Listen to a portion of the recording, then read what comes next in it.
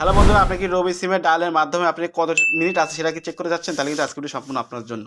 অনেক ক্ষেত্রে দেখা যায় কি আপনার মিনিট কিনেছেন, অনেক বিষয়ের কথা বলেছেন। এখন কত মিনিট আছে অবশিষ্ট সেটা আপনি ডায়ালের মাধ্যমে চেক করবেন। বন্ধুরা, ডায়ালের মাধ্যমে কিন্তু বাটন ফোনে একই পদ্ধতিতে চেক করতে পারবেন।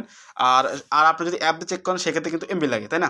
তো আমি আজকে শিখাবো কিভাবে ডায়ালের মাধ্যমে রবি সিমে আপনার কত মিনিট আছে সেটা চেক করবেন।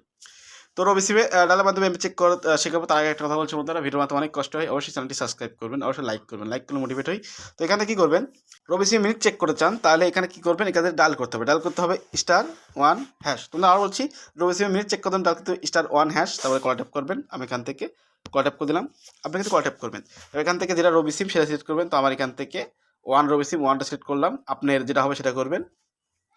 তো 1 ক্লিক করে দিলাম।